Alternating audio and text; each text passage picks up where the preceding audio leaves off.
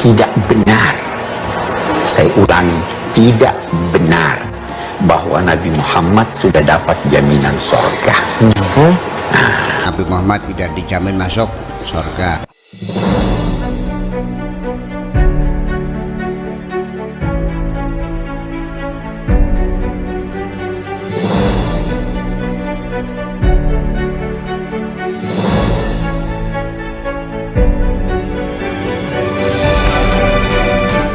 Haleluya, haleluya, shalom alaikum bismillahirrahmanirrahim, salam aki.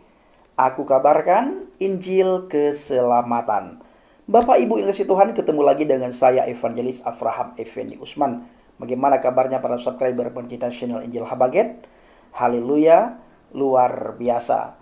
Sebelumnya Bapak Ibu, mari kita melihat cuplikan video berikut ini. Tidak benar. Saya ulangi, tidak benar bahwa Nabi Muhammad sudah dapat jaminan surga. Nabi Muhammad tidak dijamin masuk surga.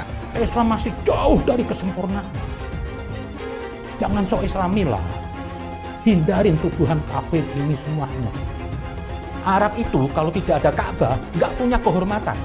Bangsa yang nggak punya budaya, bangsa yang tidak melahirkan intelektual. Siapa coba intelektual Islam dari Arab? Tidak ada. Lihat Islam yang ada nih sekarang nih, pengen saya memuntah kok lihatnya. Sudah nggak ada enaknya. Agama mempersulit orang. Nah, saudaraku, bagaimana tanggapan Bapak Ibu semuanya setelah melihat video yang baru saja saya tampilkan? Yang memberi pernyataan tersebut itu bukan orang biasa, bukan orang awam, tetapi Habib dan Kiai. Habib Quraisy Shihab dan Kiai Buya Syukur Yasin. Beliau sampaikan. Nah, sekarang saya akan membacakan satu ayat Al-Quran, di mana di dalam surat Al-Ahqaf ayat 9, di situ ditulis, "Qul ma kuntu bid'am minar rusuli wa ma adri ma yuf'alu bi wala bikum in attabi'u illa ma yuha ilayya wa ma ana illa nadhirum mubin."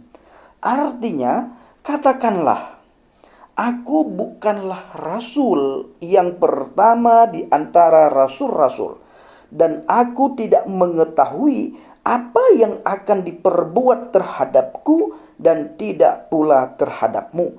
Aku tidak lain hanyalah mengikuti apa yang diwahyukan kepadaku, dan aku tidak lain hanyalah seorang pemberi peringatan yang menjelaskan. Saya tidak akan mentafsirkan ayat tersebut Bapak Ibu. Saya baca sesuai teks bahasa Arab dan saya baca arti dalam bahasa Indonesia.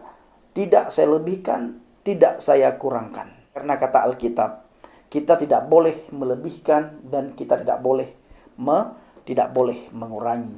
Yang melebihkan, yang suka melebih-lebihkan ataupun yang suka mengurangi, itu adalah pekerjaannya iblis, pekerjaannya si jahat. Nah, sekarang saya akan membacakan firman Tuhan kepada saudara semuanya, di mana tertulis dalam Injil Yohanes 3 ayat 15 sampai dengan ayat 19. Supaya setiap orang yang percaya kepadanya tidak binasa, tetapi memperoleh hidup yang kekal. Supaya setiap orang yang ada di dunia ini, setiap golongan, setiap agama, setiap organisasi yang ada di dunia ini tidak akan binasa, melainkan memperoleh hidup yang kekal. Percaya kepada siapa?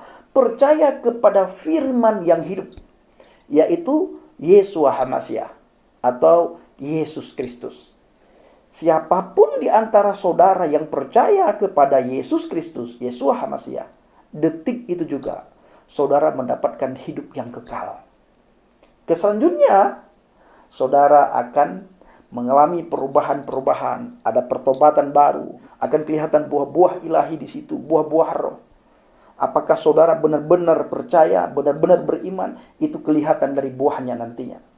Kadang banyak orang mengaku percaya, tetapi dilihat dari kehidupannya jauh dari kategori orang yang percaya. Maka orang yang seperti inilah nantinya, seperti yang disampaikan oleh Injil Matius 7 ayat yang kedua, ayat yang ke-21. Bukan setiap orang yang berseru kepadaku, Tuhan, Tuhan, yang masuk ke dalam kerajaan surga, tetapi bagi mereka yang melakukan kehendak Bapa-Ku. Inilah orang-orang yang masuk surga. Pertama, percaya kepada Yeshua HaMashiach. Yang kedua, dibuktikan setelah kita mengaku orang percaya, dibuktikan dengan perbuatan kita. Kita melakukankah atau tidak? Atau percaya kita hanya di mulut, hanya di lidah, hanya di lisan, tetapi tidak disertai dengan perbuatan. Ini belum termasuk orang yang percaya. Ayat yang selanjutnya, ayat yang ke-16. Sebab Elohim demikian mengasihi dunia ini, sehingga dia mengurniakan putranya yang tunggal, supaya setiap orang yang percaya kepadanya tidak akan binasa, melainkan dapat memperoleh hidup yang kekal. Dia datang, firman datang bukan untuk menghakimi dunia. Maka di ayat yang lain, firman berkata kepada kita semuanya, dia datang mencari orang-orang yang salah, mencari orang-orang yang jahat, mencari orang-orang yang ditolak oleh dunia. Dia datangi, dia cari, lalu bila orang tersebut membuka diri, maka firman itu akan hidup. Ketika firman itu akan hidup, firman itu akan mengubah pola pikir orang itu, mengubah hatinya, mengubah perilakunya, sehingga layak dikategorikan ini orang benar-benar masuk dalam kerajaan surga. Jadi dia datang bukan untuk menghakimi dunia. Dia datang untuk menyelamatkan kita orang yang percaya, supaya kita mendapatkan jaminan hidup yang kekal, Bapak Ibu. Supaya setiap orang yang percaya kepadanya tidak akan binasa, melainkan dapat memperoleh hidup yang kekal. Ayat berikutnya, sebab Elohim mengutus putranya ke dunia, tidak untuk menghakimi dunia, sebaliknya supaya dunia dapat diselamatkan olehnya. Siapa yang percaya kepadanya tidak dihukum, tetapi siapa yang tidak percaya, dia sudah dihukum, karena dia tidak percaya kepada nama Putra Tunggal Elohim. Dan inilah hukuman itu, bahwa terang sudah datang ke dalam dunia, tetapi manusia lebih mencintai kegelapan daripada terang itu, karena perbuatan-perbuatan mereka adalah jahat. Coba saudara lihat di sekeliling saudara, orang-orang yang sudah percaya kepada Adonai Yeshua HaMashiach, dari agama manapun, dari organisasi apapun, dari golongan apapun. Begitu orang itu keluar dari agama itu, dari organisasi itu, maka organisasi, golongan, bahkan keluarga menolak orang tersebut. Kenapa? Karena sudah dianggap tidak lagi sepaham, Bapak Ibu. Dan ini sudah tercatat, sudah tertulis. Dunia akan membenci kita, Bapak Ibu, karena kita bukan berasal dari dunia. Dunia sangat mencintai orang-orang yang dekat dengan dunia. Dunia sangat suka kepada orang-orang yang mau mencari dunia. Tetapi dunia sangat benci, menolak, bahkan memusuhi orang-orang yang menjauh dari dunia. Maka Alkitab mengajarkan kepada kita, para pendeta, penginjil, sering sekali memperdengarkan kepada kita semuanya bahwa sejak saat ini, mulai hari ini, mari kita selalu berpikir mengenai hal-hal yang di atas, Bapak Ibu. Perkara-perkara yang di atas, bukan perkara-perkara yang ada di dunia ini. Bukan perkara-perkara yang ada di bumi ini. Hidup kita sementara. Kalau sudah tamat riwayat kita di dunia, 2 tempat menunggu saudara dan saya. 2 tempat itu sangat merindukan saudara dan saya. Surga dan neraka. Bila masa hidup kita percaya kepada firman yang hidup, kita melakukan perintahnya. Ciri-ciri orang yang percaya adalah melakukan. Bila orang itu tidak percaya, tidak mungkin orang itu melakukan. Maka tempatnya surga, Bapak Ibu. Tidak akan masuk ke neraka. Tidak akan. Tapi bila kita mencintai dunia, kita menolak dia, bahkan kita tidak senang dengan dia, bahkan kita menghina dia, memfitnah, mengolok-olok sebagaimana orang-orang yang sering mengolok-olok kita, Bapak Ibu, maka otomatis begitu akhir hidup kita, mati, meninggal, tempat kita neraka. Kita mau berseru kepada A, kepada B, kepada C, kepada rasul-rasul, kepada nabi-nabi. Tetap Bapak Ibu, tidak ada satu manusia pun yang bisa memberikan syafaat kepada kita nantinya. Penentuan kita masuk surga atau neraka itu masa di dunia ini. Bukan setelah mengalami kematian. Ada orang yang kirim doa, ada orang yang kirim ini, ada orang yang kirim itu. Kiriman itu sudah tidak berlaku lagi. Kenapa?